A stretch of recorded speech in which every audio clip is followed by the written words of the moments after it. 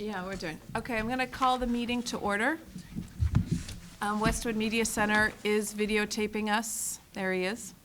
Does anyone else like to videotape or want to? Nope. Okay. All right, so first on the agenda is the chair's report. We're going to get into project updates. The evaluation criteria subcommittee has met and is in the discussion items is going to be recommending certain of these options, of the 15 options, to move to the short list. So I'm not going to spend time on that update. We'll get into that later. We had the green charrette on January 30th. This was with our, the green engineer, which is our sustainability subcontractor. I think it was about a 3-hour charrette. A number of you attended. I think it was helpful. I think we're trying to understand the town's position and what our position is on sustainability. So I think this charrette spoke to that a little bit. Anyone else who was there want to say anything about it? I would like to. I thought the Eversource representative and the tools that they have created to measure elements of what can be done in a design and the related costs and give us some real-time exercises over that is really promising. Yeah, so this is a new program that Eversource is running where they partner with either companies or municipalities building new buildings, and they come in at the very beginning and provide incentives, and they actually also contribute a certain amount toward the design fee to try and make your building as sustainable as you can. And to Nancy's point, the representatives from Eversource were excellent, the presentation was excellent, and I'm really glad that we've been able to bring these people in really early. That's, all due to Tom Philbin. So hopefully, we'll partner with them in a really meaningful way. Anything else from the green charrette? I thought it was interesting, but I also thought it was interesting that one of the criteria that they used was building as a teaching tool. And I thought it was interesting that that didn't come out as the most important. It didn't. Mm-hmm. So whatever that means. That's interesting. Yeah, we did do a little exercise about, what was important in the building. And Joseph, if you have it, do you mind just saying sort of what the highlights, what this is what the most popular. Zero energy came out as the most important. And I think that's important, but I also wonder if that group represented was skewed toward net zero energy. What the feeling. Yeah. Just a comment. Yeah. Yeah. Well, that net zero energy can be a huge teaching tool. Yep. If it's presented correctly. Yep. True, but I would have thought that building as a teaching tool would have come out as equally as important, so just a, comment. I think they only gave, there were many options of that we were supposed to identify what was important to us, and I know I struggled because I think we only got maybe three. We got three, Yeah, right, and so it was right. really hard to know sort of where to place your bets. Yeah. It was we've got a couple men down here. Yeah. And this didn't include the cost impact, though? No, No. Okay. it was in a vacuum. We did not discuss cost at all, which was nice. Okay, anything else on the green charrette? Any other thoughts? Okay. Sustainability subcommittee. So this is a new subcommittee that I'm proposing we create for this group. On the heels of the sustainability charrette, we realized that it makes sense probably for this, the SBC is going to have to give direction to the architects in some way about net zero, and I think a subcommittee would go a long way in sort of narrowing our focus. And Emily and I have been thinking about who should be on it, and we were thinking that Lemma and Ken should be from an operational perspective. Brian, you have a lot of experience building with sustainable methods, materials, so I would like to recommend that you're on the committee. John, Permanent Building Committee would be great. I'm happy to be on it. I'm not going to add much, but I'm happy to be on it. And then I don't know, Chris or Nancy, if one of you from the town wants to be on it, or both of you, I defer to you. You guys can talk and maybe get back What's to the me. mandate, I guess? Because I'm coming back, like, my question about cost, I mean, that's a broader question, for example, but what's the mandate of the subcommittee, I guess? So the mandate is really to understand, to do a deeper dive into the net zero energy options that we have. Okay. And understand the cost implications. Got it, okay. And liaise with Tom Philbin and other members of the town to try and, determine what this building will look like. Because I do think, and I think, Tony, you made this point, what we do with this building is probably going to impact what future buildings in Westwood look like.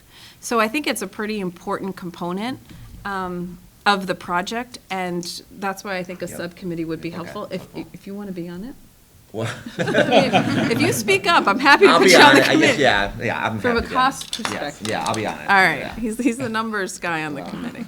And then I'm going to ask Tom to liaise with us and be sort of a guiding advisor, if you will, on that. Would anybody else like to be on it, have thoughts on it? Any other thoughts? No? Okay, so I don't know if we need to take a vote, but we could do that later. I have one question. Yeah. So is Tom going to be a member of the committee? No, just sort of an advice. I don't think he can be because he's not on the SBC. Making him ex officio or something like that. Yep, we could do that. Okay. And I think, do we need where's John? We need a vote. Should we do that now, or might as well? So I think I need a motion to approve the creation of the Sustainability Subcommittee and the members as we've indicated.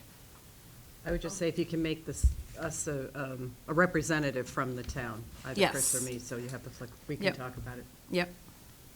I'll make that motion. Can I get a second? All in favor? Aye. Motion's carried.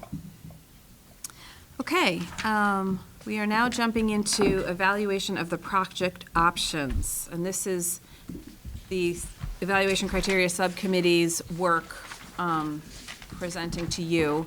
I think the best way to do this, there's two components to this. There's the, how did these items make it to the short list? And then there's also the cost, which we now have. And I'm going to stress now, and I'm sure Tim will stress again, these are very rough preliminary costs, really just to be comparative to each other. So don't hold us to these. I mean, they're close, but they're not. Would you say that's accurate? Yeah, I think that's the way to phrase it. Okay. So I think we'll go through the 8 options first. And the way we're going to do it is, if you look at the option matrix that you received, there's 7 categories that we looked at: education, site, traffic, community, sustainability, logistics, construction impact, and cost. Emily and I will go through the first 6 of them, and we'll talk about, what we were looking for, what the strengths of each project were, and what we thought detriments were. And then when we get to cost, I'm going to turn it over to Rob, who is going to go through the more detailed cost spreadsheet. When we were doing the evaluation, we didn't really factor in cost. You'll see that line is blank of color. We didn't really factor in cost that much. But mainly because it's a comparative thing, and we do have options on the short list from each sort of chunk of money. You'll see that some are grouped into, some are higher, some are lower, and I think that we captured sort of the range of options and cost. So that's why we didn't really get into the rating too much, but Rob will explain a little bit more. So I'm going to turn it over to Emily, who's going to start us off on the evaluation criteria. Great, thanks. So we thought what we would do is, rather than look at sort of each design option and how it rated against each criteria, we're going to look at one row at a time and talk about what we were thinking about for each one of those criteria. So I'm going to start with the top row, which is education, and just to reorient you, so each design was given a rating, effectively 1 to 5, sort of red being poor, orange fair, yellow good. The light green is better, and the dark green is best. And we had some discussion about, are we are we sort of rating these against some kind of absolute standard, or is it like a relative comparison? And I think that we landed on it is a comparison. So that's what we were thinking. And then for each one of the criteria, you can see at the bottom, there's a guiding question, so it gives you a sense of, what we were thinking about as we looked at that. So we're going to start with row A, that's education, and for this, we were really evaluating each design option against the guiding principles that have been developed when we created that document that's called the education program. And so there are a number of, I would say, goals, guiding principles, things like how do we create sort of a sense of a small community within a larger community. So we've been talking about having grade level neighborhoods. We've been focusing on creating extended learning spaces, small group breakout spaces, purposefully designed special education spaces, creating a public and private division so that we could lock off the public parts, the private part of the building if we were having evening events. So that gives you a sense of the kinds of things that we were looking for. The way that it broke out is that the options that were given the dark green, sort of the best ranking, were designs that really had this neighborhood cluster feel. And so those are the designs that are, we call the backwards E, and we were calling them the butterfly, but it's been slightly redesigned, so now it's the tree. So I will point here. So for instance, this is the tree right here, and it's these small grade level neighborhoods surrounding an extended learning space, and then a backwards E design is like this, again, with sort of those smaller neighborhood clusters. And there are different iterations of those design concepts in both the 560 design enrollment and the 685 design enrollment. So those are the ones that are rated the highest. And then the design options that have the light green, you'll see they tend to be all of the remaining new options plus 2 of the ad renos, number 4 and 5. And so those are designs that, again, we felt closely matched those design principles, but they tended to be more linear, so that you would have, say, 2 grade level neighborhoods in one corridor. So actually, Glenn, if you would mind just pointing to option 4, I think that's an example of that. So in a wing, you see that there are 2 grades, each around an extended learning space. But the feeling of the educators is that we like sort of the shorter, configurations better. Yeah, it seemed a little less disruptive. For kids trying to get to the end of the corridor would have to walk through the extended learning center area of the previous grade, so. Yeah. And then when you get into the orange, those are really looking at sort of ad reno options where, just due to the fact that the design still incorporates kind of the original footprint of the building, what we ended up with, we felt, were disparities between sort of what the neighborhoods were like for different grades.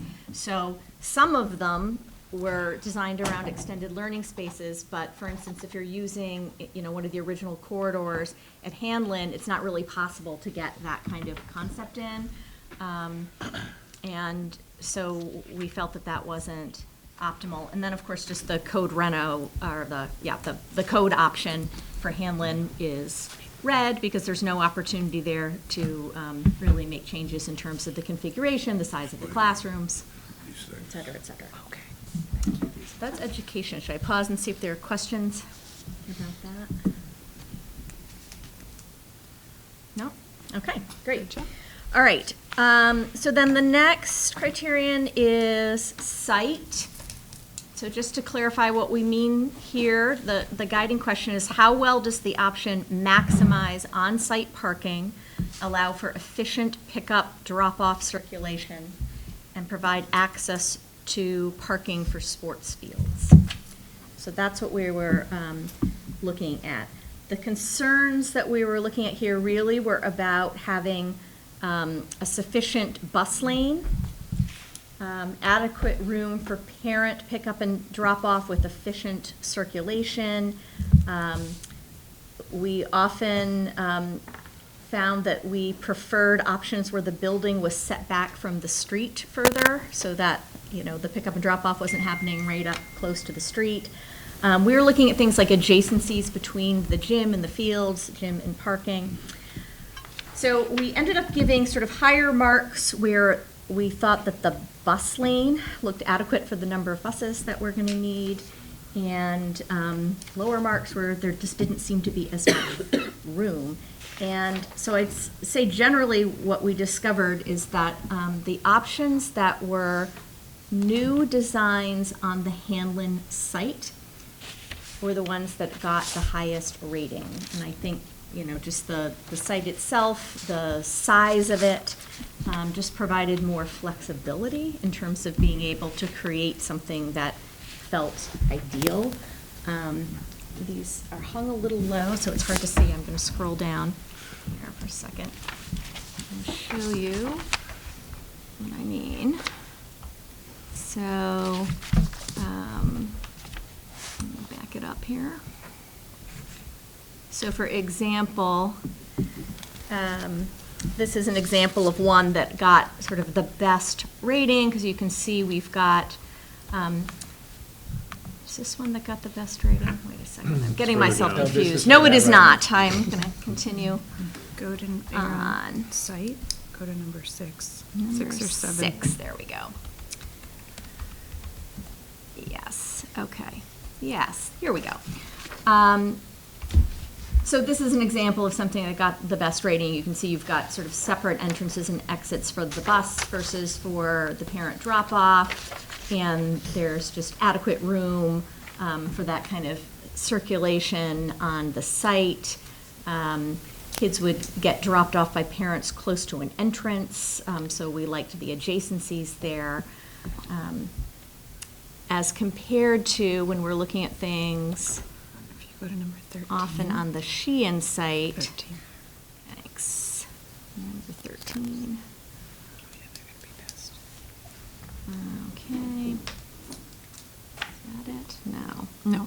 I'm we like, go. that looked pretty good. That looked pretty good too. Here we go. So, you know, what we discovered is that the Sheehan site is just a much tighter site to work with.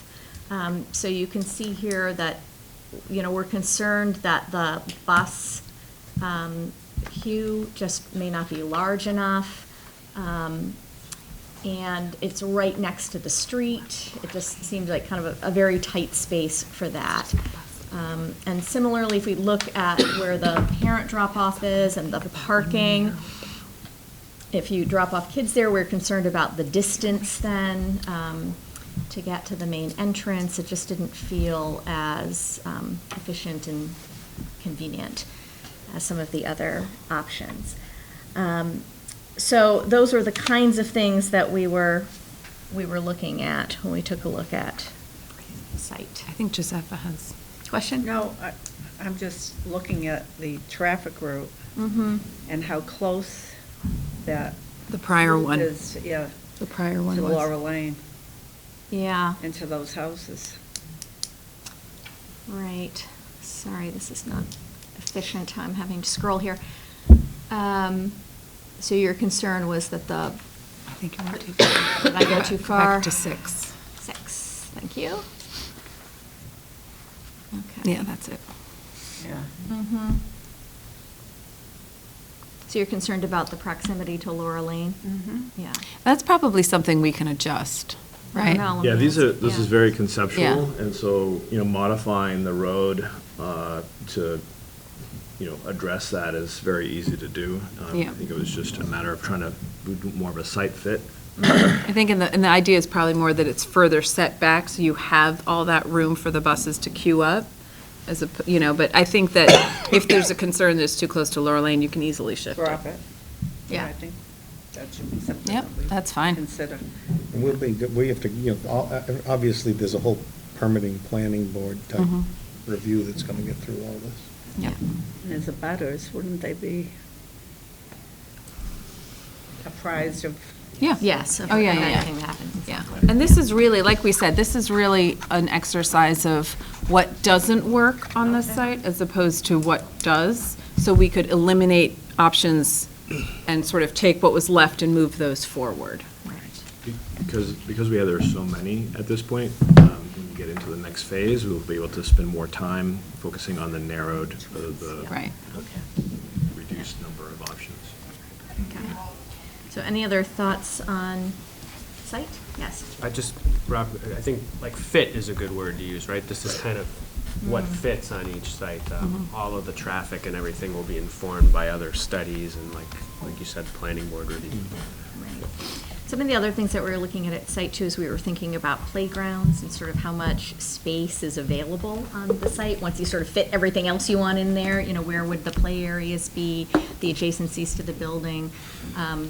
And I mean, just in general, the Hanlon site had more opportunities to sort of think flexibly about those kinds of things as opposed to the Sheehan site.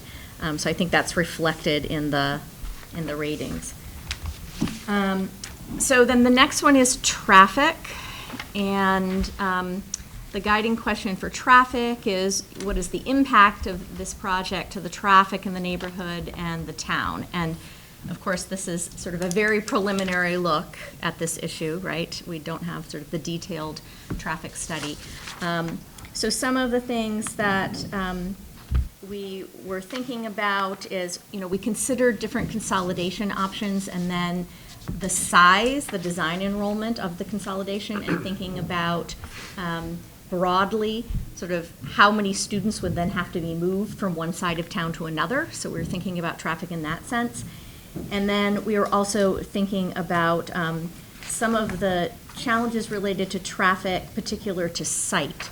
So one of the things that we noticed is that the Sheehan site does present some challenges for traffic because of the curve. There's a curve in the road on Pond Street.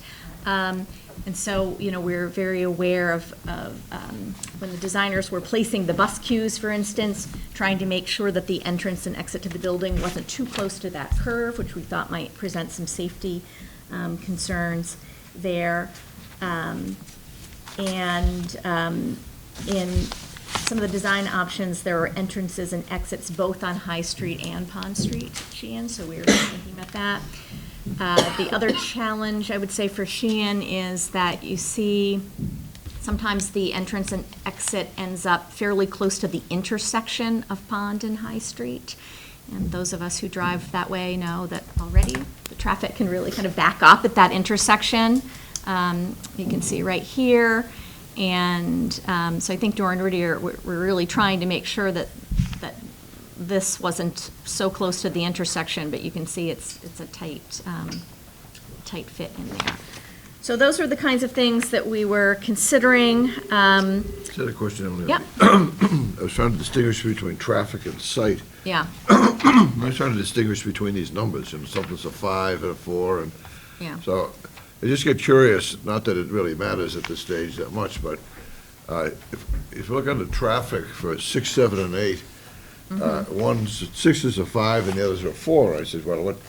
And then if you look at the pictures, Yeah. it's this exact same Yeah. parking, it's Yeah, the that's, it same has to do design, with. and I didn't know what was unique, or, It's the size of the school, so, yeah, that's an important distinction. So if you look at option 6, which is a new Hanlon only for design enrollment of 315. So we're thinking about, the question is really, what's the impact to traffic? And we're saying, well, the impact is Fewer really people. next to nothing because we have Hanlon there right now. So there isn't much change. But then if you look at options 7, 8, 9, 10, those are all on the same site, but the design enrollment is 560 students. So there would be more students who would have to be coming and going from Hanlon than currently. And so it was 7 rated and down 8, a little bit. the bus and the parking were the exact same design, I was just trying to figure out, Right. but Well, the that- size so- of the school is the answer. Yes, so for instance, if you look above Charlie's site, Yeah. sort of the bus and parking configuration, those are all rated equally. for that reason. But then on traffic, we were really talking about what's the impact to traffic, in town or in the area. And so we thought that the design enrollment is what we should be thinking. Does that make And we struggled with this a little bit in the subcommittee about trying to distinguish, particularly with traffic, between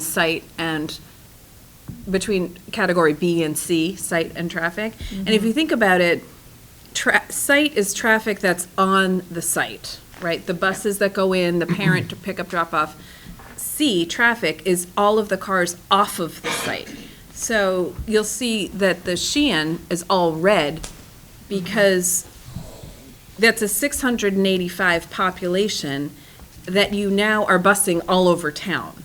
And it was a much, much more materially adverse impact to traffic in the town, not on the site per se, but in the town, Right. than some of the other options. So, B is traffic on the site, C is traffic in the town off of the site. So if you That helps. continue on with that, if you look at number 11 and 12, here, again, we're still on the Hanlon site, but now this is for the largest design enrollment, 685, so we rated that down a little bit. Because more kids are traveling around town. Right.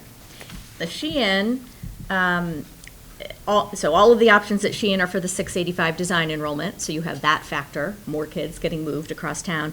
Plus, we think that there's something about where it's located in Pond Street and the intersections that also contributed to concerns about traffic. And Emily, the number of Those are students at Sheehan now is in the 300s? Yes, low 300s. So we're like doubling, more than 315. doubling Right. concentration there. Right, yes. And, yes, and when you look at even sort of where the dense population centers are in town, and we start to think about who would have to move where, it seems clear that there would be, the Sheehan site would have sort of the most number of kids having to move across town to get there. Yeah. So that's the thinking. There. Anything else on traffic? I don't think so. Okay. Well, great. Well, I'm going to tag off to Maya then. So, moving on to community. So when we were looking at community, we were looking at designs that were easily separated into public and private spaces.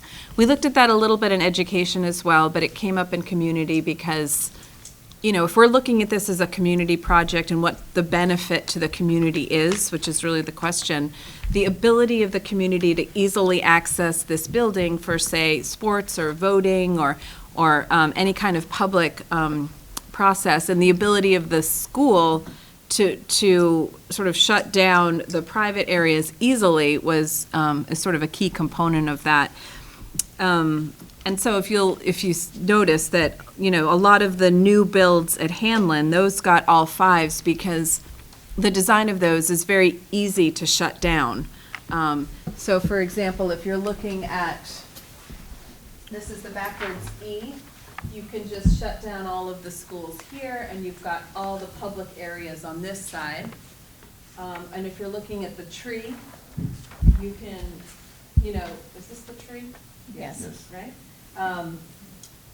This is actually even easier. You just have one cutoff right here. This is all the public space. This is all the private space. So that was a reason, and that's why most of those Hanlon designs got 5s. The Hanlon ad reno designs, 2 of them got 3s because it was much more difficult. When you had the old school and the new portion of it, it was much more difficult to kind of separate those cleanly. You could do it, but it involved more jogging.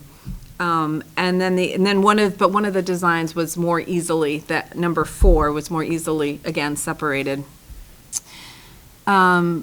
Another community concern was designs that provided new fields and gym opportunities. Those got higher marks. And designs got lower marks if they required not just a relocation of existing fields, but the inability to then rebuild that field on that site. So Sheehan actually had a number of those. You'll see numbers 13, 14, and 15. Those received an orange because we had to lose all of the Sheehan fields to build, and we weren't able to replicate them on the site. at least what we had before. So the town would then have to go out and procure new fields to replace them, and that was an additional cost.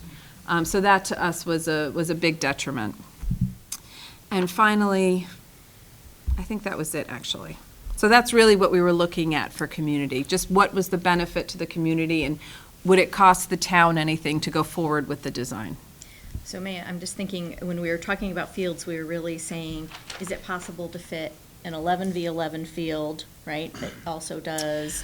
Well, so the interesting Yeah. thing about the fields is that at Hanlon currently, we looked at what was current on each field, and at Hanlon currently, the only real field that's in use is a Little League baseball diamond. There's a big field there, but it's not used as part of the soccer program or the lacrosse program.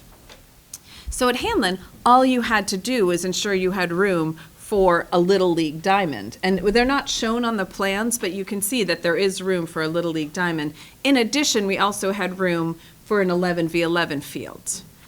Sheehan is more problematic because the Sheehan fields are currently in use. You have 2 Little League diamonds and the big field that they use for youth soccer, I think up through 2nd grade, correct?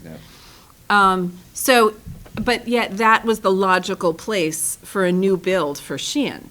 So you'd have to replicate 2 Little League fields and that big field for the soccer on the rest of the site in order to make it work or to have no detriment, but you couldn't do that. It's just too tight. With the 12 acres, it just wasn't enough room.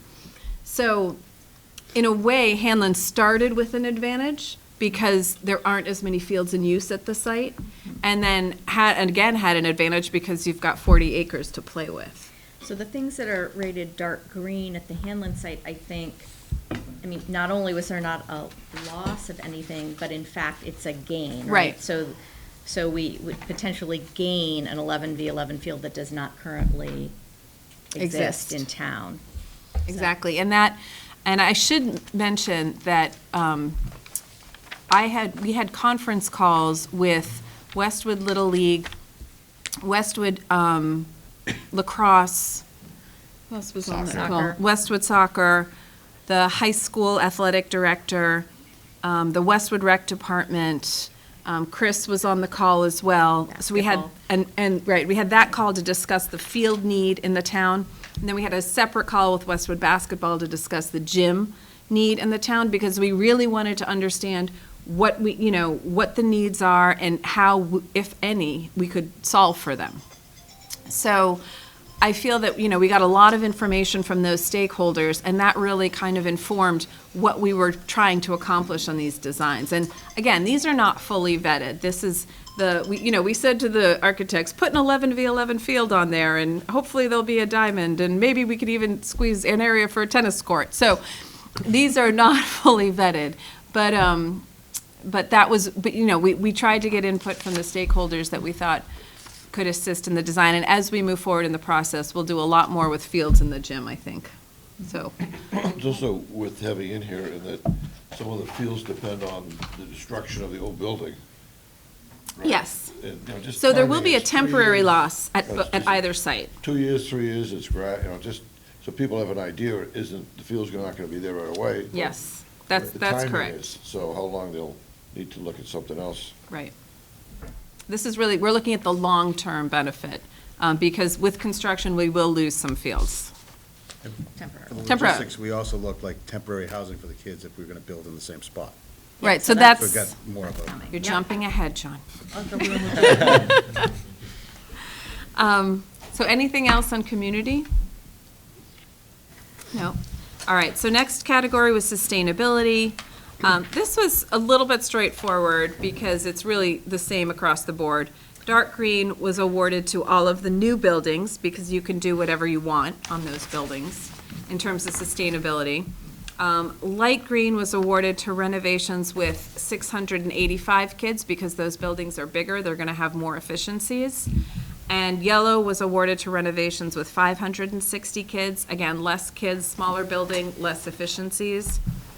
And then existing Hanlon got red because there's just no opportunity to do any sort of net zero or any kind of sustainability options with just renovating Hanlon for code. So that was pretty straightforward. Any questions on sustainability?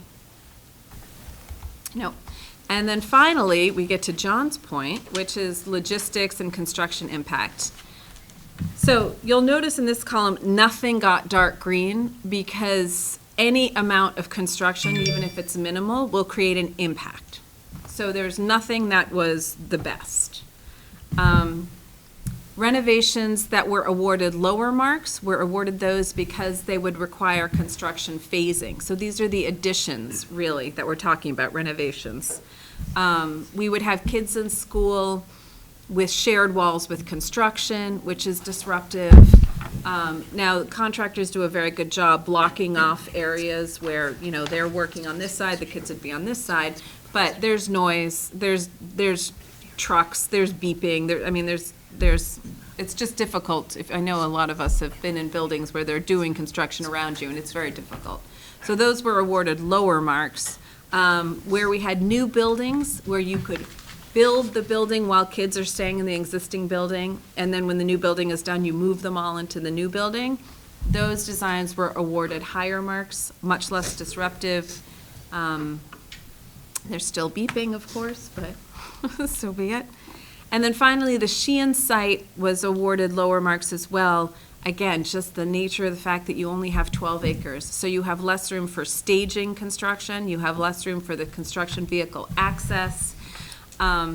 So even if you're doing a new build on the Sheehan site, it's such a tight site that you would have more of an impact and disruption and logistical issues to the kids and the teachers on that site that you would at Hanlon.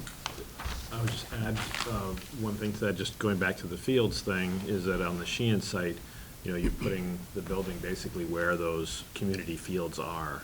And so that's the first thing that gets done. It's not like at the Hanlon site, you know, we're doing it in an area where it's not being used currently. On the Sheehan site, it's sitting directly on top of community fields. Right, so that's a good point. So on the Sheehan site, from day one, you lose the fields. At Hanlon, that baseball diamond is pretty far off to the left, so you could continue to use that as the new school is being built, and it's really just at the end of the project where you would lose that diamond. Any other questions? Last cost per square foot. So, yeah? Yeah, so I'm looking at it, and obviously it's self-explanatory, which is the least expensive, but it does impact the final score. You haven't rated them? We didn't rate them. Yeah.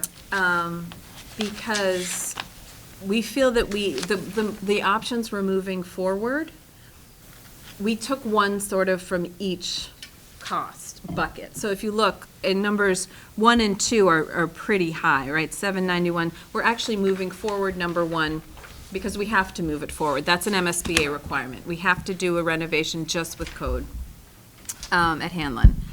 And we're moving number 4 forward because, let me think about this, because this is an ad reno at Hanlon for 685 kids. It was the least expensive of the ad reno options, and it also scored the highest out of the ad reno options. So even though we didn't rate it, the cost lines up with the selection. You see what I mean? Just- Yeah. Can I make a quick comment on, Sure. so that ad, both in the ad reno, that, you know, we're gonna propose one ad reno, because none of the ad renos grade nearly as well as the news. Right. So we're proposing one ad reno, because we have to have one ad reno. There, you know, we may get feedback that says you have to do an ad reno for each of the population until you take those populations off the table. So I just want people to be aware of that. May come back from the MSBA.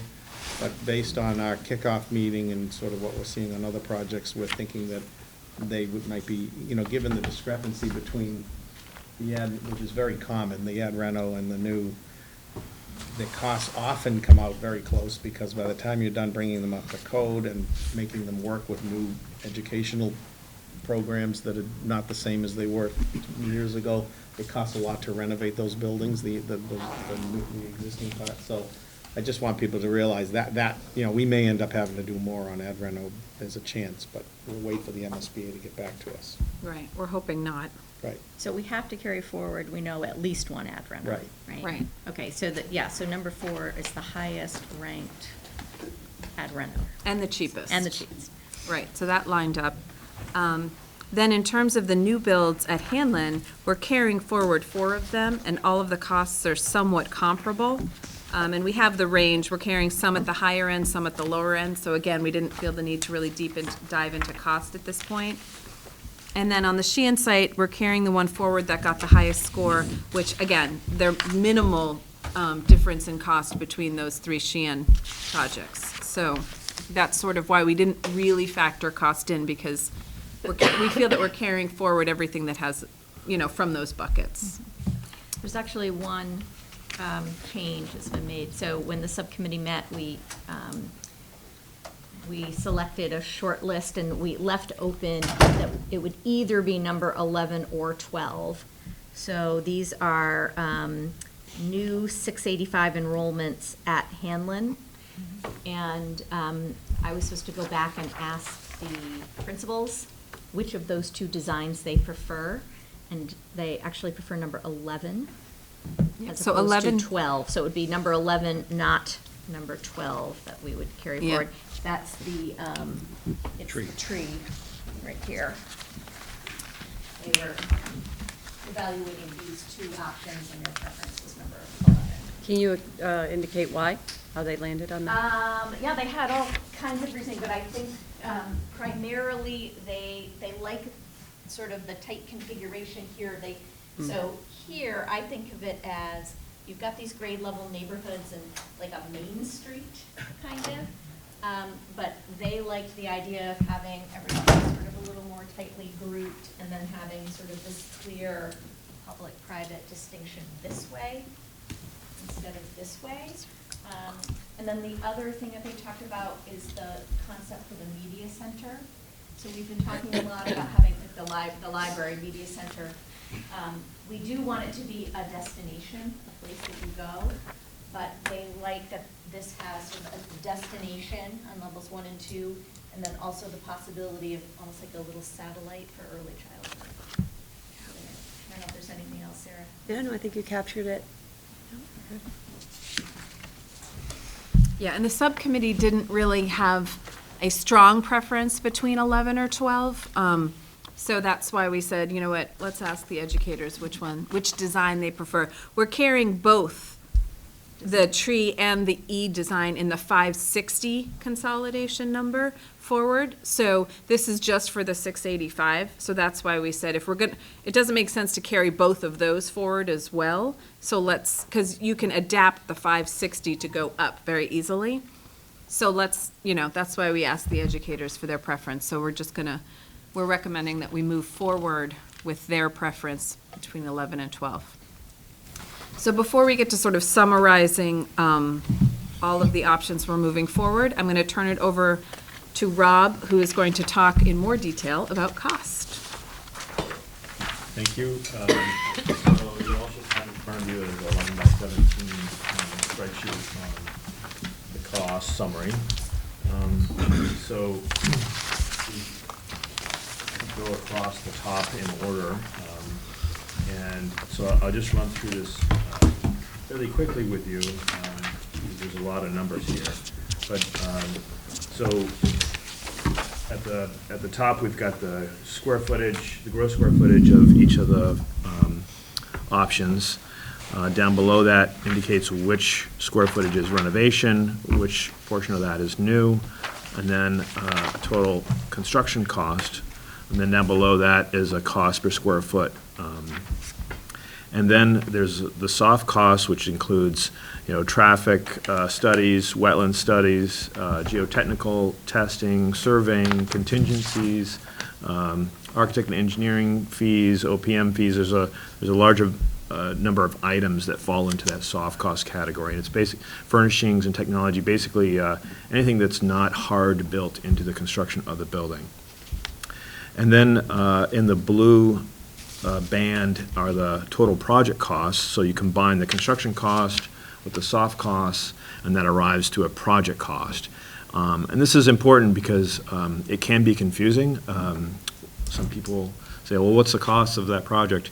And so it's good to have a good understanding that there's a construction cost, which is what the number would be when the bids come in from the contractor, versus the project cost, which is like everything, like the entire cost of doing the project that's associated with doing that project. And then down below, the blue band is the project cost per square foot, so that's just, dividing the square footage with the total. And then in the green band, what we did here is, we looked at kind of a placeholder, if you will, for green or sustainable components that go kind of above and beyond what we would typically integrate into the building. So for example, this line item includes geothermal and triple pane windows. And the assumption is that the photovoltaic array that's planned by the town would provide the PV, electric power that would serve the building. And so there aren't any PV panels incorporated into this line item. Again, it's just a placeholder. We wanted to appropriate, money towards this category, and so those are the two items that kind of really stood out as big ticket items. The majority of the rest of the components that make up green or sustainable building are already integrated into the base design. For example, the increased insulation in the walls, the increased insulation in the roofs, high performance, high efficiency HVAC systems. All of those kinds of things are already kind of incorporated into the base project. So if you add, your total project cost of the blue plus the delta of the added, to go to that, net zero energy level, those are those numbers there. And then down below that, in red, or white with the red lettering, are standalone add-on costs. So Maya was referring to the fact that, we were doing these sort of test fits, right, of trying to identify what size building, what size 11v11 soccer field can fit on each of the sites as kind of a test fit. So understanding that there is a need or desire to have additional fields to make sure that we've got the right number of other athletic fields, for example, incorporated into the project. We've added those as different kind of add-ons that we can integrate in the next phases of the project. Following that telephone conference call that we had with all the stakeholders with the athletics, it was clear that there was a strong desire to at least maintain the same fields that you have today. And so in a project, how does that work? If we're doing a project on the Hanlon site, let's say Hanlon Sheehan, for example, on the Hanlon site, we, at the end of the day, we still want to have all of the fields that we currently have somewhere in town. And the same thing goes for if it was Hanlon Sheehan on the Sheehan site. Where do those fields get displaced? And so this is an effort at kind of looking at that and just plugging in placeholders for some of those fields, for example. And then also, what happens to the other building, if there's a consolidation, what happens to the other building on the other site? That's not included in the base project because it's not on the site that's being developed. And so that's an add-on price tag. It's just a placeholder. It's not saying that, the other school has to be demolished, but it's just kind of showing a placeholder of what that would be. If you demolished the Hanlon, where that cost is already, let's say you build a new Hanlon. Right. So let's say the project is on the Hanlon site. The demolition of the Hanlon school is already embedded into the construction cost. What's not in that cost under that scenario is the demolition of the Sheehan building, for example, or the Deerfield building. And so, so that's where that falls in. Can I just comment on that? I mean, I know you're saying it's a placeholder, and it doesn't mean that. It almost feels, though, by including that, that's a consideration, and it's really not on the table now to demo the remaining building, especially the hypothetical, if the Sheehan stays, that building is needed. So it feels a little strange to have that in here right now. You know, I think you could look at it both ways. If we didn't have it on here, someone would say, well, did you think about the cost of, you know? But I think there's going to be a committee that needs to look at that. So Sure. that would be information for that committee, but I'm just not sure it is right in the looking at the project assessment of costs. I just don't want it to get conflated with that. Absolutely, at this stage. yeah, and Especially if this that's is why we gonna tried to be- keep it down below, and, Yeah, I'd put it on another piece of paper. Sure. Especially if this is being publicized, is this going out? This will go out, right? I So- wouldn't- It's posted on the website. It's I would posted, not yeah. have it on. I agree. The other question I have is, would it be helpful, since this is going to be publicized, this is going to be posted, would it be helpful to do a guesstimate of what the MSBA contribution would be, so that people could? Can we do that? I Or mean, would we they can- not we want can- us to We do can that? do that, but it's I know, the lowest number that you pretty think. speculative at this point. Right, I but- know. Because we don't know, we're over some of the, you know, we're over on the spaces from what the MSBA would reimburse, and some of them are, we think we can convince them, but we don't know yet, and unless, if you feel like it, I think it's a little early to do that, because we're really dealing with relative numbers at this point. These numbers, that's why we talked about making them one decimal point versus like sort of, I know some of the lower ones are very specific, but they shouldn't, that specificity shouldn't make people think that they're really accurate. There's been no Sometimes- design. Yeah. But these are concepts, they're not designed. Sometimes when numbers go out, Yeah. that's what gets stuck in people's Well, minds. and that's But what that's I'm why, worried that's why about. I'm Takes a leery life of its about own. putting MSBA, you know, Well, projections. if it's going public, it's worth saying, these are the estimated numbers without, without Yeah, that's true. MSBA Yeah. contribution. So Better. there's potential of money, Coming that in. should be Yeah. with this number. So it's not just, you know. And Yeah, these well are the labeled. numbers, this is what the town would have to approve at town meeting. Right. It's, that you don't approve the net number at town meeting, you approve the full number. So this is the number people are, when this is finally determined, these are the numbers people would be voting on. Would it be appropriate to include, instead of just an estimated range of expected reimbursement? You know, there could be a wide can- range, but not specific to Yeah. each project, just The saying, here are the problem, numbers. and- so the problem is that, to Tim's point, we have we know what our percentage is for the feasibility period that we're in, and they're locked into that.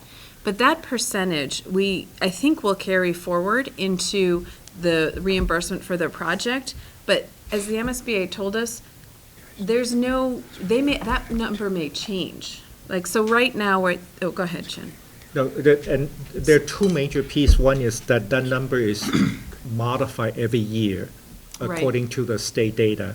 Number two is that the MSBA also regularly review the cost per square foot number, and that also changes. And then so, and we are still at about a year away from being able to, MSBA does not tie that down until your project funding agreement, which is at the end of schematic design phase.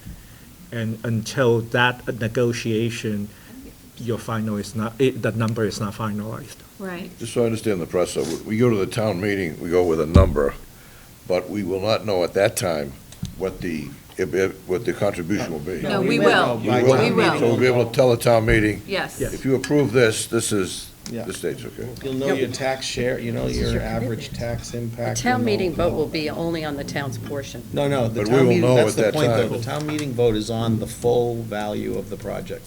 It's, That's not what I understood. it's the tax, the tax, you know, the stuff that you put out to sort of say, here's the average tax impact, would be on the town portion. I But thought the it was town different this meeting, time. the MSBA requires that you appropriate the full amount of a project. Because they say clearly in the grant, it's non-discretionary, it's a discretionary grant program, and blah, blah, blah. But I we will think know at that's that an time important what the part. other contributions So are. that's another reason why you may not really, I mean, Yeah. I never thought of it, but why you really don't want to project a reimbursement, because ultimately, You have to we'll know it, prove but that. ultimately, people are going to be voting on numbers that are the gross number, not. But Well, you I don't still know the think- final MSBA contribution till the project is done and audited. You don't actually know the Yeah. final one until Right. then, but we Which can, has we been can the make a same for our reasonable other school projection. projects with you know. MSBA, that's just the way it works. But we can put something in there that Yep. says that we're expecting funds from the state. For the right? vote?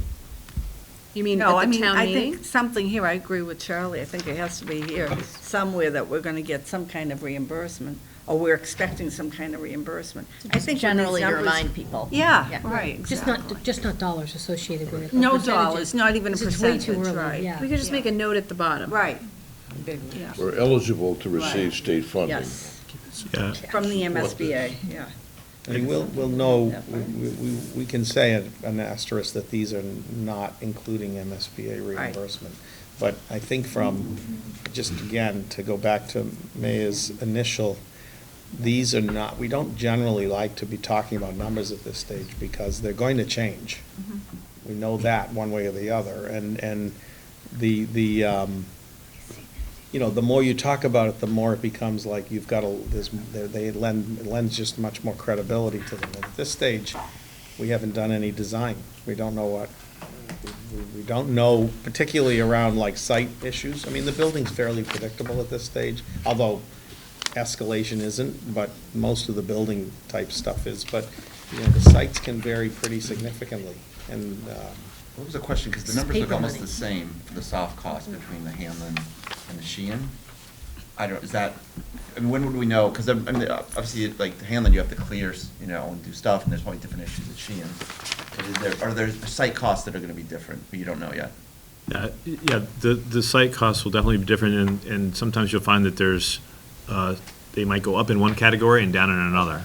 And so, but, you know, again, to Tim's point, you know, this is one sheet of paper that we're looking at. You know, when we put our drawings together, we're gonna have hundreds of drawings, you know, together. So again, to further emphasize that, this is strictly for comparison purposes, ballpark numbers.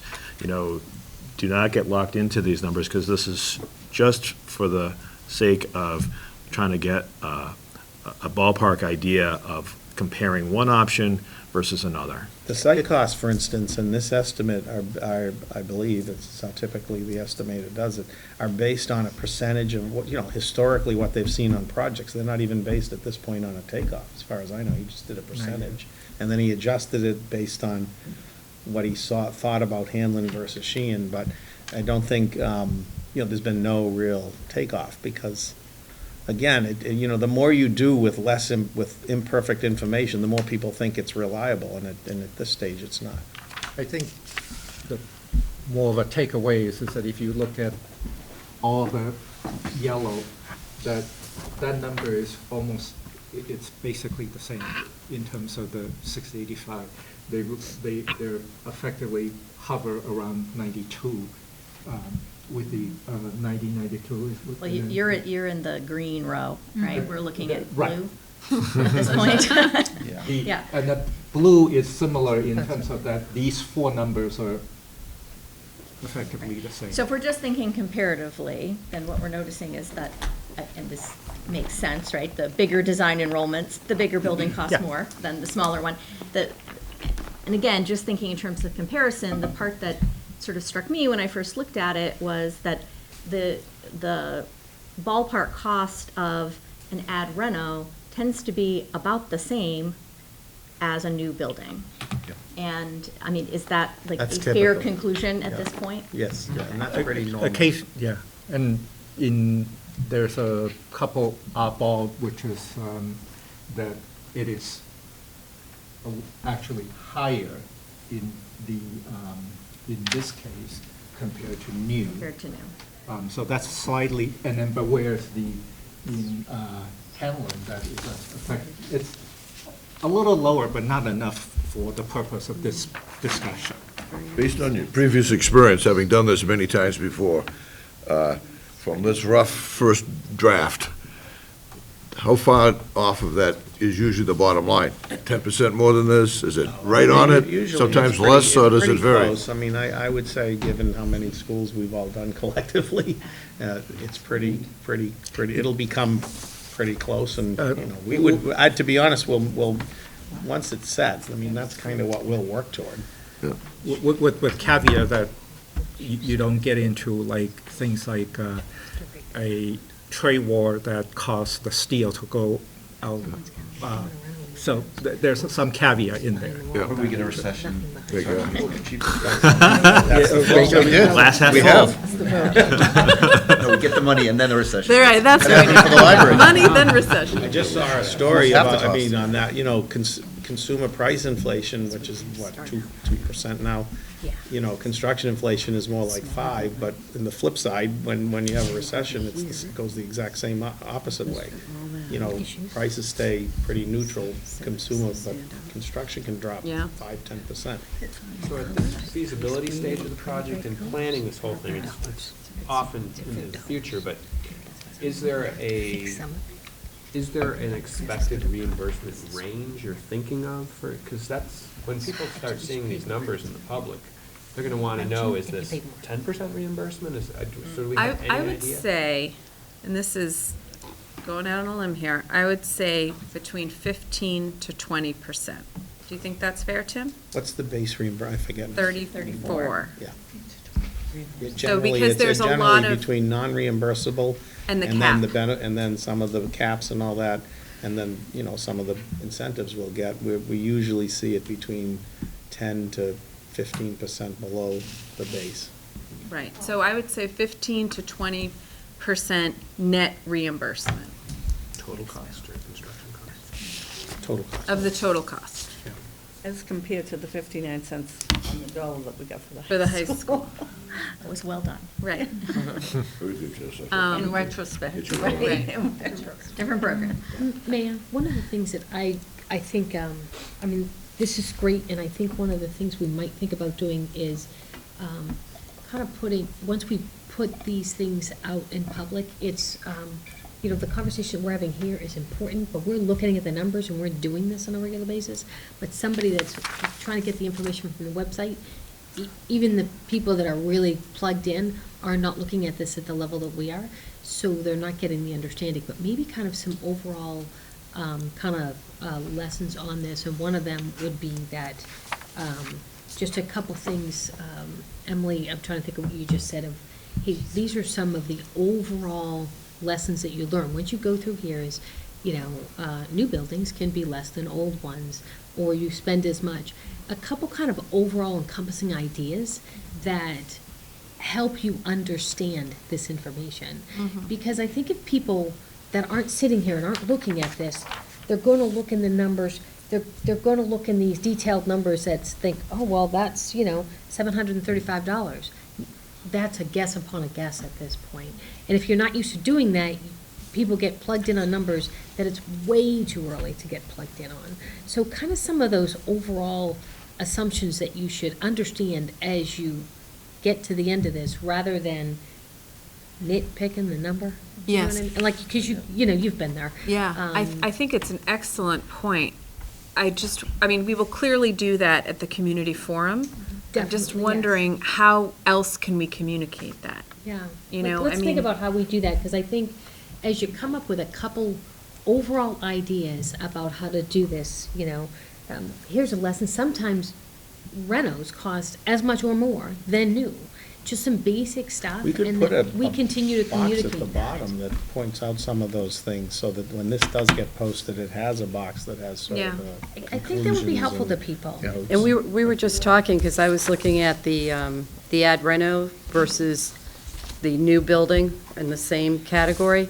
And if you look at the ad reno for Hanlon Deerfield, it comes Which up number? with Number 3. Number 3. Okay. And then you look at 7, they come up with the same project cost, but Michelle was saying, and we started looking at, if you look at the color-coded sheet, you get a much better outcome on all your categories. They're all dark green, light green, than 3. So Right. even if they're proximate in terms of cost, and Michelle had another comment about that, your reno has more uncertainties behind the walls, everything else, but the outcome of what you get at the end of the day is vastly different.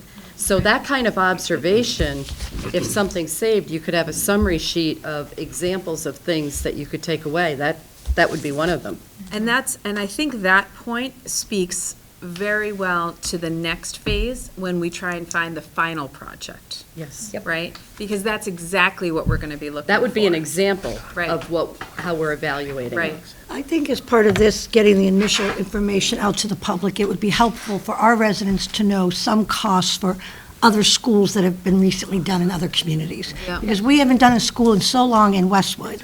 Right. That I think initially you see these numbers. 7% or whatever. But, they see in the news beautiful schools in other communities, and it would just be helpful to know, just on a, ballpark, what those cost. Per square foot. And I think the MSBA actually has that information about what other MSBA projects have cost per square foot. So we can certainly pull something together. Yeah, these dollars per square foot, these construction costs are in the range of where they currently, where similar schools in this timeline are looking at right now. Yeah. So I know that those are pretty good, and we can. But like all we have in town, the last building we built was the high school. It was $45 million 20 years ago. And And we got that's all we 60% have in back. mind. And it was a bargain. 59, almost 60%. 59% it was a bargain. But I just think it'd be helpful for residents to know, this is what schools cost to build Yeah. at this time now, yeah. today. I think all of that information is super helpful. One thing I did want to point out on this cost sheet is that the total cost to bring Deerfield, Sheehan, and Hanlon just up to code, no educational programming, nothing, just to bring these three schools up to code is $70 million. And I think that number is striking, because that is essentially the cost, or close to the cost of a brand-new school that could solve for two of those schools. And they're probably not reimbursed costs because they don't meet the ed program. So Right. that's Oh, important. right, so those wouldn't even be reimbursable. So it'd probably be about the same with the. With the reimbursement. Yeah, it's about the same. It's about the same. I was gonna add, Maya, in terms of like thinking what Michelle was saying, like framing these numbers. In looking at something like option, which one is it? Option 6, or the Hanlon only reno, or option 1, base repair? Either one of those, that addresses one school. Yeah. And it would be important to compare price for consolidation to the price of addressing those two schools. So a consolidation, really, in evaluating that, we'd need to evaluate the alternative, which would be repairing the Hanlon and Sheehan, for example, or addressing the Hanlon and Deerfield. And that's important, and we couldn't look only at the cost of Hanlon Right. alone. That's a good point. Right, does the total cost of this project as it will move forward include only the new building, or will it also include something about the school that's not included? The remainder school. Right. Will that be So that's a separate project. separate Separate project? project. So whatever goes forward will just be those one or two schools? And then the other one would be? So that's something we're going to have to discuss, because from day one, we've been saying we have 3 schools that have needs. And if we assuming a consolidation, that will solve for 2 of the schools, but we still have that remainder school. And and I've sort of been saying in all these community forums when people ask that question, it depends what the town will fund. How much will the town fund? But that doesn't mean that there isn't work that we can do to move that forward, that remainder school. And once we have a final project, I think one thing that this committee can do is decide, okay, now we know, let's say, totally hypothetically, let's say we consolidate Hanlon and Deerfield at the Hanlon. This committee can then decide, all right, well, now let's move a design for Sheehan forward. Or let's go, or the school committee could say, we have some money in the budget, we want to commission these guys to do a study for Sheehan, the remainder school. So then we'll have 2 projects, right? We'll have the MSBA project, we'll have the remainder school project, and we can figure out how we present these to the town and when, and what makes the most sense in terms of moving forward, both projects. Because we have 3 schools that have needs, but there's a finite capacity of the town, and I just don't know what that ceiling is. So the MSBA project, as you're calling it, is just what's chosen here in the end? Yes. And the other one's separate project? Yes. Well, I think, so it has to be. It has to In terms of our be. interactions with the MSBA, but I do take your point, right? That's an that important we- clarification, though, to Yes. make. We do have a bigger picture that we're thinking about, and that I think has to be I part of the think it'd be discussion. valuable for this committee also to have people come forward with things they've heard, these meetings and all. I've heard people say, well, this is too fancy, you're going crazy. So what's being heard out there that we need to be aware of? What are the criticisms that are coming from people who will 100% vote against this? But what are they saying? Mayor just said a very important thing, is that if we just bring our schools up to code, it's just as costly, okay? 5 years ago, I tried to do an analysis of all of our competitive schools. We like to compete with all these towns. And when were their schools built, okay? We're 70 years old. I mean, we're off the charts as far as old buildings. Every school we compete with has had a new school, 5 years ago. I think it's valuable to begin to put us, we get the best fire station, police stations, library, but our elementary schools, it's their turn now. But what have our competitive towns done? They're way ahead of us in upgrading. The 2 schools we're not talking about here, we did upgrade 10 years ago. I think we gave money to Martha Jones and Downey for upgrades. And there are people coming to these meetings from Martha Jones saying, why not more money for us? So it's important to tease all these things out, to have, comments to go with the numbers about why this is so important to go ahead and do this, and to weed out all of the crazy objections that are out there, but people listen to them.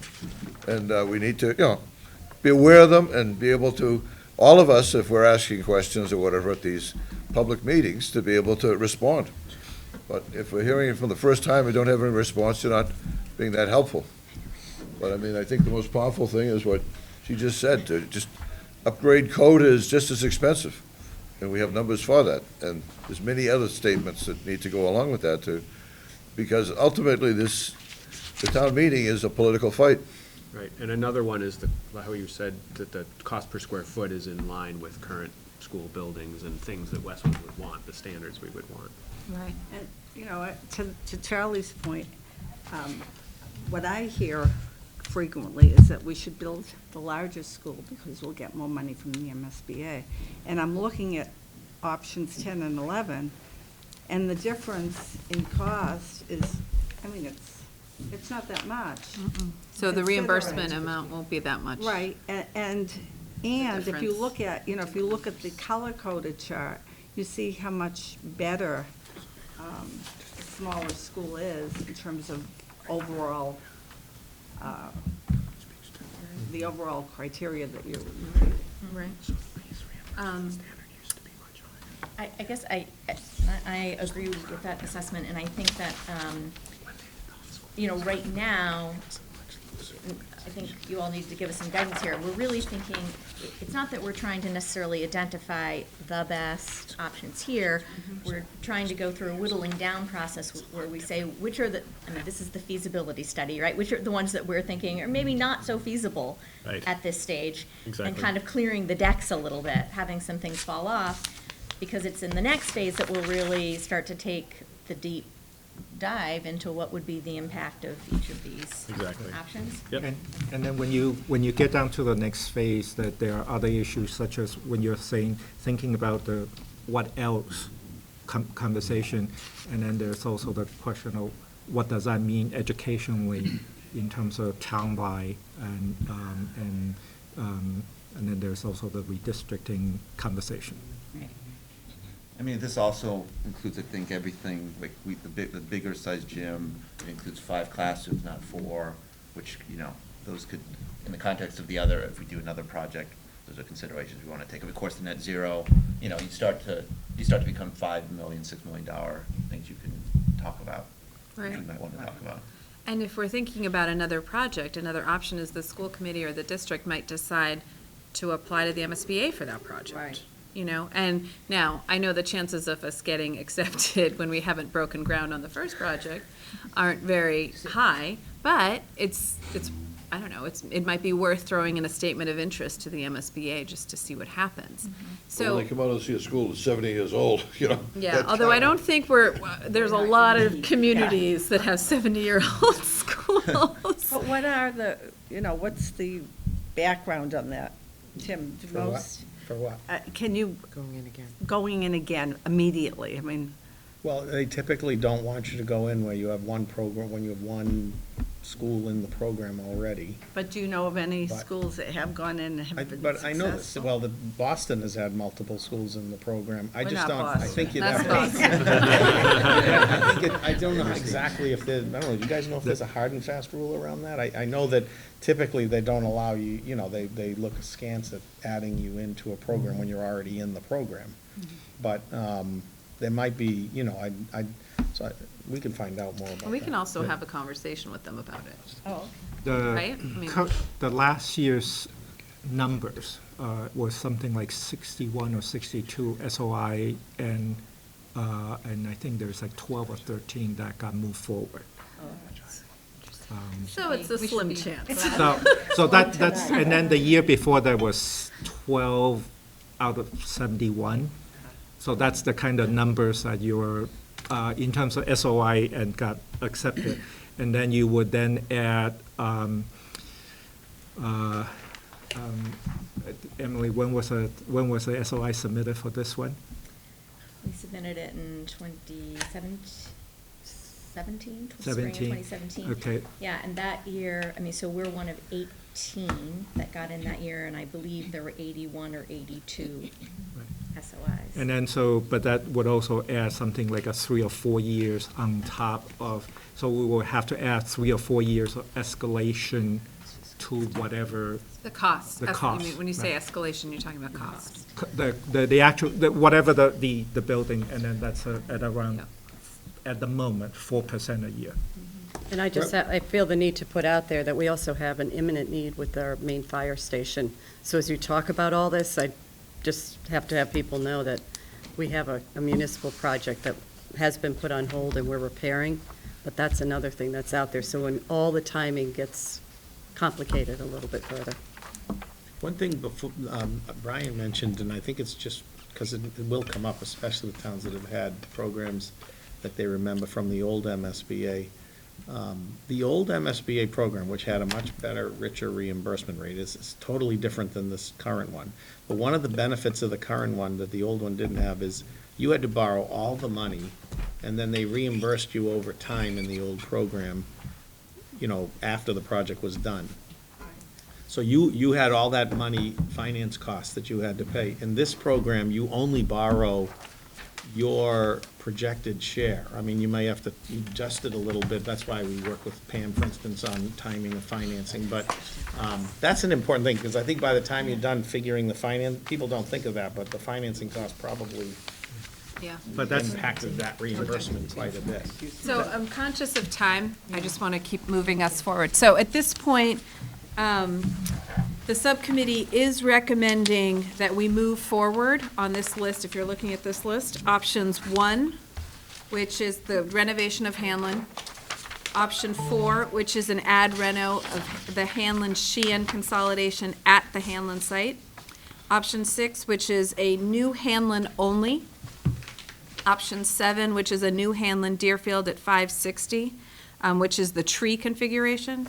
Option 10, which is a new Hanlon Deerfield for 560 at the Hanlon site, which is the backwards E design. Option 11, which is different from your sheet. Option 11, which is a new Hanlon Sheehan for 685 at the Hanlon site, and that is the tree. And then also option 15, which is a new Hanlon Sheehan for 685 at the Sheehan site. We're not going to take a vote on this now. We're just going to let people sit with this it's a lot of information, so sit with it, review it. We also have a community forum coming up on March 2nd where we're going to present this and get feedback from the community. And then when we're back here in March, I forget the date. 20. I knew Chin would know it. March 20, we'll take a vote on whether this should become the shortlist, and we can have a discussion on that. So that's the next step in terms of the evaluation of the project options. We have a couple action items we need to take. The first is the approval of the minutes from January 30, 2020. Can I get a motion to approve those minutes? So moved. Second? Second. Any discussion? All in favor? Aye. Motion carried. We need to accept the evaluation criteria subcommittee minutes from January 9th, 2020. Can I get a motion? So moved. Second? Second. All in favor? Oh, any discussion? All in favor? And also the evaluation criteria subcommittee minutes from January 16, 2020. Can I get a motion? So to moved. approve? Second? Second. All in favor? Aye. We have an amendment to the Doran Whittier contract. This is, basically, a couple of the subs numbers came in a little bit differently, and it actually results in a net decrease to us of about $5,000. Yay. Yay. Keep that going. We'll go with the most expensive option now. So can I get a vote to approve the contract amendment to the Doran Whittier contract? So moved. Can I get a second? Second. Any discussion? All in favor? Aye. Okay. And now, this is a little, so this is a vote, I think it should say to recommend that the town administrator execute the amendment of the Doran Whittier contract. So it's not to authorize them because we don't have that power. But we were recommending that the town administrator execute the amendment. So can I get Are you sure? I mean, I know it's a different word, but I think it is to authorize. We have to authorize? Isn't it, Tim? We weren't, John and I weren't sure. The vote at the select board meeting was that this board has to vote in order for me to sign. But So once it votes to approve an amendment, I just assumed you had authority to execute. We've given him You already authority. have that. the authority. So do we even need this I don't vote? think you need this vote. We don't. Yeah, I'm not sure you do. Okay. I think we gave you that authorization. What's the harm? Yeah. As long as the committee votes on it, then I can sign it. Yeah, That you, was what- you vote the We amendments voted, here. we the did a vote amendments. to approve the We've amendment. authorized Vote the Chris to amendments, then sign it. The select board have Okay. already authorized me. No vote. And now I need to open this back up. So now we need to vote to approve the invoices, and I am pulling them up. And I think it's the same 3 invoices that we typically have, which is, I just need to get the amounts.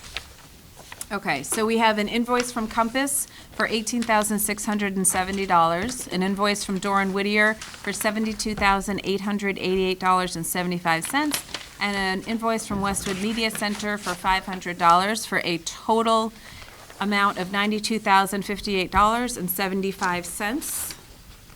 Can I get a motion to approve the invoices? Can I get a second? Second. Any discussion? All in favor? Aye. Motion carried. Finally, we have new business. I know that John has one issue he wants to raise for new business, and I'm right on time, John. This is gonna take a long time. No, it's actually quite brief. It's still early in the process, which I think is the right time to bring it up. On February 9th in the Globe, there was an article from the Sonoma Williams School, and some of the neighbors had issues with cracks in their foundations and damages to the houses, and they were told by the insurance company there was nothing they could do. So one of my neighbors, having read the Globe, sent it to me and said, hey, we know this is ledge, we know that the vibration is gonna continue on. So I did bring it up with one of my insurance friends, and he said that this happens a lot. Usually it's the contractor that does the blasting or the heavy ground removal is on the hook for that, then the general, and then the town. But I just wanna make sure we don't forget to put that in the contract. And I think you had mentioned that a lot of times the sub will do a video, sort of a baseline existing conditions survey of the abutters. Go ahead. But this is nothing new, Yeah. right? And so I just It wanna was make the- sure. In this case, in a lot of places, it's the vibratory compacting that's done on the parking lots to compact the. We had, Maybe I can address this? This would be great. Being close to that project. There, no ledge there. There wasn't even any heavy rock removal. As Tim mentioned, it was a vibratory roller doing compaction after the fact. And it's still not clear how the cracks were created. Because there was no blasting involved, there wasn't any pre-excavation surveys done of the surrounding properties. And after the project was alerted that there may be a concern, there were seismographs set up along the property line. And the amount of vibration coming off the property was well within the guidelines of, what a home should be able to sustain. Right. So, But that so was that, so after that, the- that talks about, that was after, the cracks. Complaints came in, right? Correct.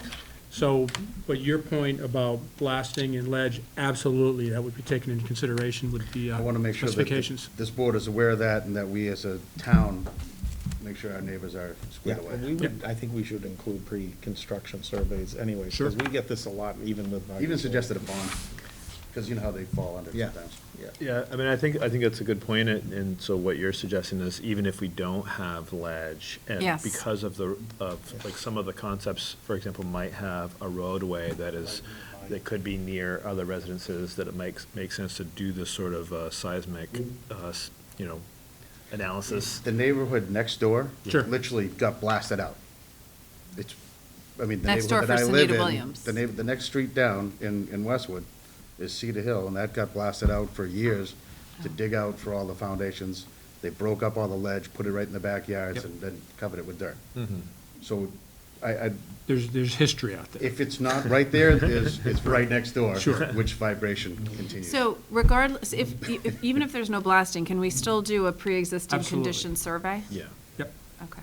We did, just comment, First Parish Church up next to the high school, we did seismograph tests during ledge removal, so by an independent consultant, so that they would have things within range as proof during construction, right, for adjacent neighbors. Okay. So that's something to think about, too. All right. Thank you. Any other discussion on this? Very good point, John. Any other discussion? Nope. Can I get a motion to adjourn right on time, I might add? Early. All in favor? Aye. All right, thanks, everybody. Neighbor.